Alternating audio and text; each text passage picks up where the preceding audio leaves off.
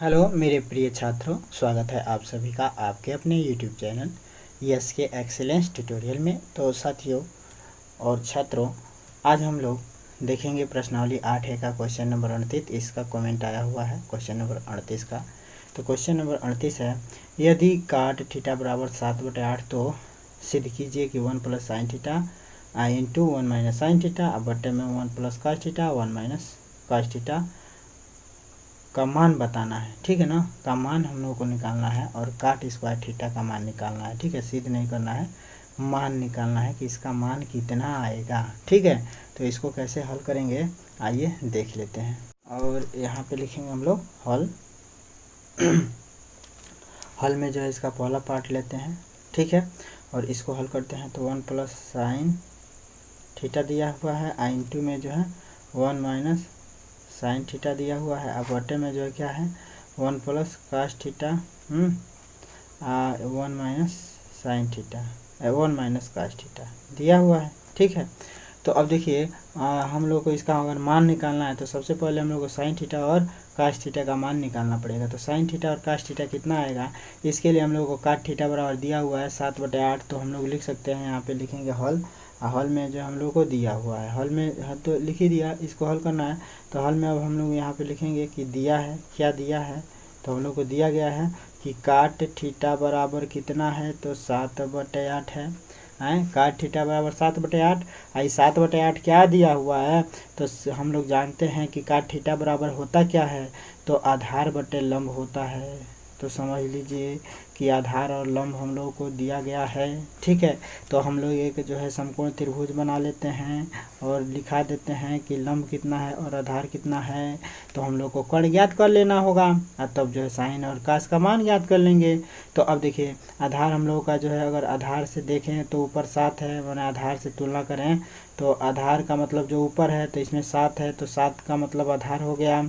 और लंब कितना है 8, तो 8 का मतलब ये लंब है। ठीक है, इसका ए आप बी और सी नाम दे देते हैं। ठीक है, तो देखिए ए बी 8 है, बी सी जो है 7 है। इसको आधार कहेंगे, इसको लंब कहेंगे और इसको कर्ण कहेंगे। कर्ण जो है क्या होता है, फिक्स होता है 90 डिग्री के सामने की जो भुजा होती है उसको कर्ण कहते हैं। तो अब हम लोग पाइथा यहाँ पे लिख देंगे समकोण त्रिभुज ए बी सी में समकोण आप लोग लिख दीजिएगा समकोण त्रिभुज ए बी सी में पाइथागोरस प्रमेय से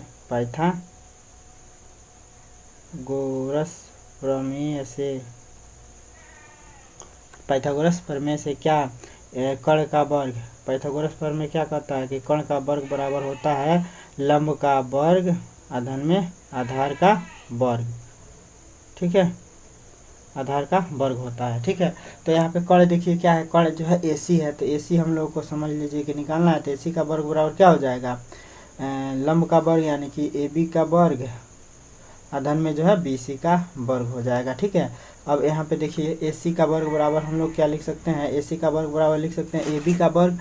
AB के जगह पे है 8, तो 8 का वर्ग अधन में जो है BC का वर्ग, BC के जगह पे है 7, तो 7 का वर्ग। अब यहाँ पे जो है क्या लिख सकते हैं हम लोग, 8 × 8 = 64 लिख सकते हैं, प्लस में 7 × 7 = 49 लिख सकते हैं। ठीक है, वर्ग करेंगे तो 8 का वर्ग का मतलब 8 × 8 = 64, 7 का वर्ग का मतलब 7 × 7 = 49। अब दोनों को जोड़ देंगे, तो दोनों को जोड़ेंगे तो 9 × 4 = 13 के 3 हाथ में लगे, 6 × 4 = 10 1 11, तो 113 हो जाएगा।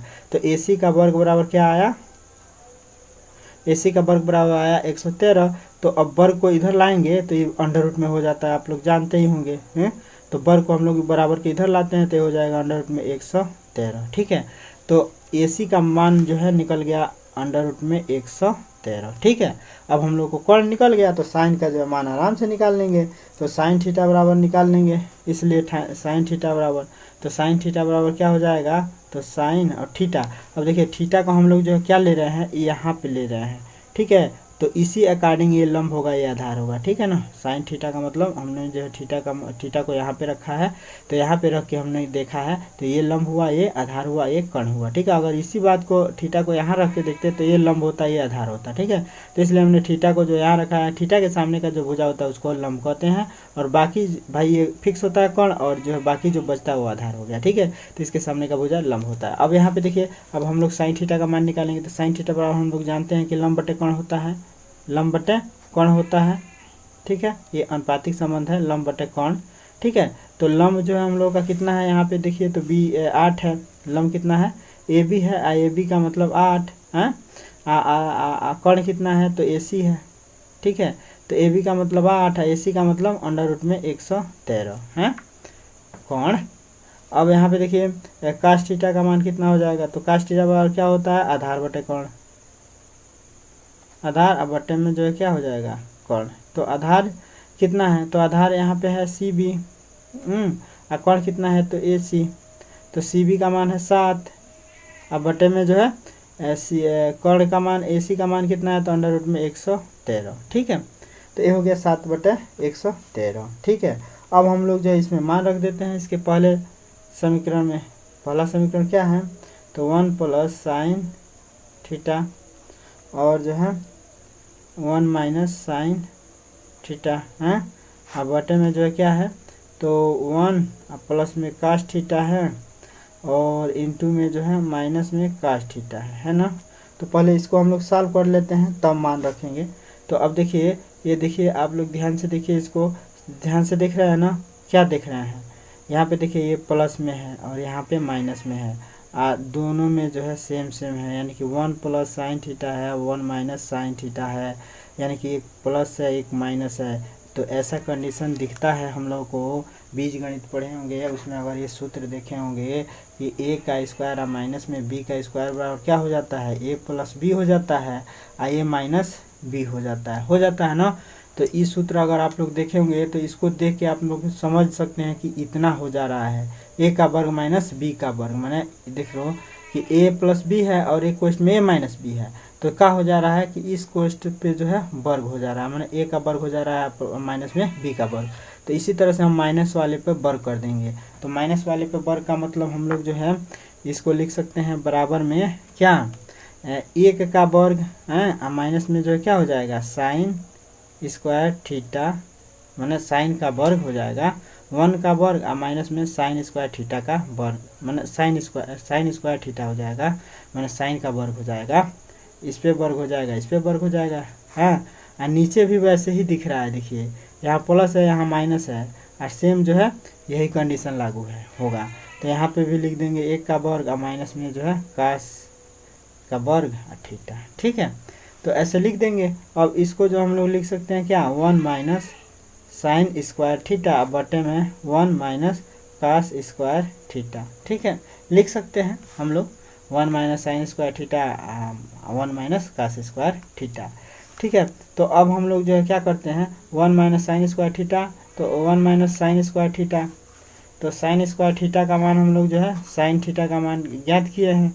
तो यहाँ पे जो है sin स्क्वायर थीटा मैंने 1 - sin स्क्वायर थीटा, तो sin थीटा का मान रख देंगे, उसका वर्ग कर देंगे। तो sin थीटा का मान हम लोग को क्या निकला है, यहाँ पे देखिए sin थीटा का मान निकला हुआ है 8 और बटे में अंडर रूट 113, तो यहाँ पे लिख देंगे 8 और बटे में अंडर रूट में 113, इसका वर्ग कर देंगे और बटे में 1 माइनस, और यहाँ पे कास थीटा का मान भर देंगे। तो कास थीटा का मान आया है 7/113 अंडर रूट में, आया है ना 60/113 अंडर रूट में, और इसका वर्ग कर लेते हैं, ठीक है। अब देखिए तो वर्ग करेंगे तो 1 और माइनस में क्या हो जाएगा, ठीक है।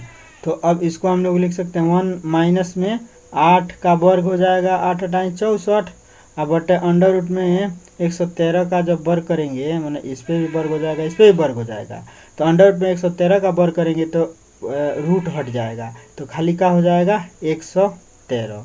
भाई ब्रैकेट खोलेंगे तो 8 का भी वर्ग होगा और अंडर रूट में जो 113 का भी वर्ग होगा। कहने का मतलब ये है कि यहाँ पे देखिए ब्रैकेट खोलेंगे तो 8 का वर्ग होगा और बटन में जो है अंडर रूट में 113 का वर्ग होगा, तो वर्ग से जो ये रूट हट जाता है, ठीक है, तो खाली 113 हो जाएगा, ठीक है। तो यहाँ पे जो है 64/113 लिख देंगे और फिर बट्टे में ये है, तो बट्टे में क्या है तो 1 और माइनस में, अब देखिए 7 का वर्ग करेंगे तो 7 × 7 = 49 और बट्टे में जो है 113 का वर्ग करेंगे अंडर रूट में तो ये हो जाएगा 113, ठीक है।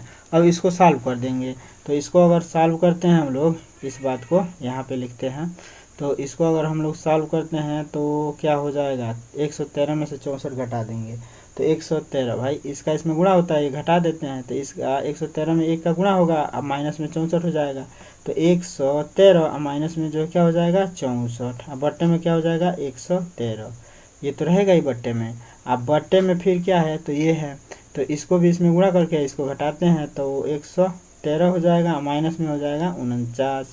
अब बट्टे में क्या हो जाएगा 113। ठीक है, अब देखिए तो इसको अब घटा लेते हैं, तो 113 में से 64 घटाएंगे तो कितना हो जाएगा, 13 में से 4 जा 9, 13 में से 4 जा 9 और 10 में 6 जा 4, तो 49 हो जाएगा। अब बट्टे में जो क्या हो जाएगा 113। अब फिर बट्टे है, अब इसको सॉल्व करते हैं, मैंने इसका सॉल्यूशन कितना आया, इतना आया, और इसका सॉल्यूशन तो 113 में से 49 घटाएंगे, तो 113 में से अगर 49 घटाते हैं तो ये कितना हो जाएगा, 13 में से 9 जा 4, 10 में से 4 जा 6, तो 64 बटे 113 हो गया 113। अब देखिए इतना बटे इतना है, तो इसको अब हम लोग जो है कैसे हल करेंगे, तो इतना बटे इतना का, अब देखिए 49 अब बटे में 113 लिख देंगे और गुणा कर देंगे, भाग में है ना, गुणा करेंगे तो ये पलट जाता है, तो 113 अब बटे में जो है हो जाएगा 64, तो 113 से 113 को कैंसिल,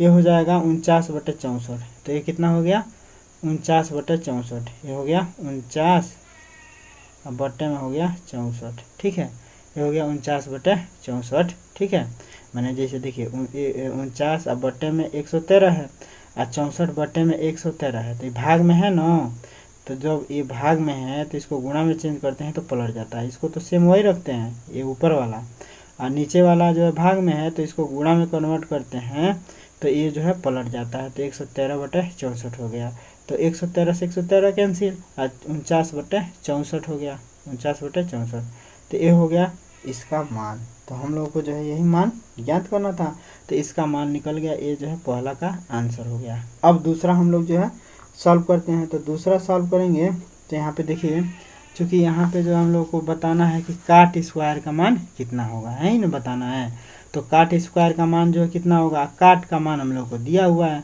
तो यहाँ पे लिखेंगे चूँकि काट बराबर कितना है, तो काट थीटा बराबर दिया है 7/8, तो काट स्क्वायर थीटा बराबर क्या हो सकता है 7/8 का जो है वर्ग कर देंगे।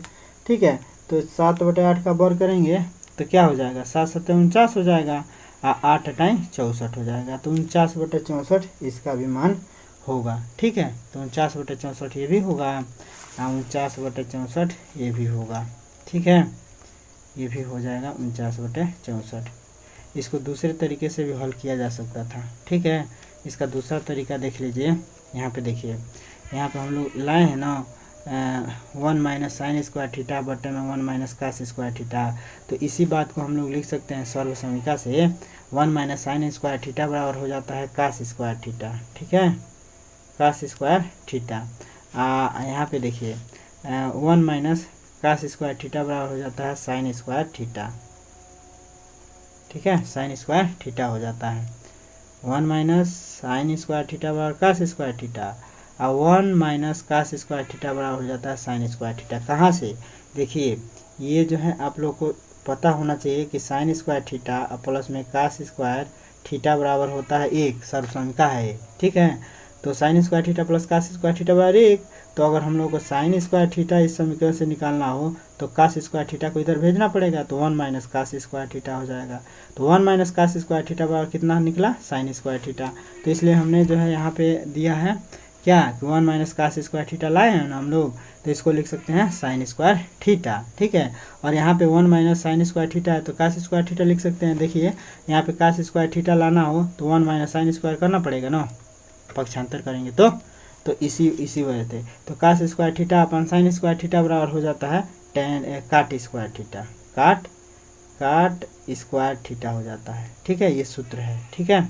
इसको आगे भी सॉल्व करेंगे तो काट स्क्वायर थीटा आ जाएगा। ठीक है, तो काट स्क्वायर थीटा हो जाता है, और काट का मान दिया ही हुआ है, तो काट का मान दिया हुआ है 7/8, तो इसका वर्ग है तो इसका भी वर्ग कर देंगे, तो 7 7 49 बट्टे में हो जाएगा 8 टाइम 64, तो ऐसे भी हो जाएगा। और सर्वसंख्या इसमें इसलिए नहीं बताया गया है कि इससे पहले अभी सर्वसंख्या 8A में नहीं पढ़ाया गया है, तो इसीलिए इसको सर्वसंख्या से हल नहीं किया जा रहा है। ठीक है, अगर ये सर्वसंख्या पहले बता दिया गया होता तो जो है आप लोगों को सर्वसंख्या से हल करके बताते, लेकिन सर्वसंख्या बताया नहीं गया है, खाली जो है ऐसे मान करके आप लोगों को प्रैक्टिस कराया गया है, एक्सरसाइज 8 है ना, शुरुआती है, तो शुरुआती में जो है ऐसे ही बताना पड़ा है। ठीक है, ये दोनों तरीके हैं, दोनों तरीके से जो तरीका आप लोगों को समझ में आया हो उसको जो है आप लोग जान जाइएगा। ठीक है, तो फिर मिलते हैं अगले वीडियो के साथ, तब तक के लिए जय हिंद।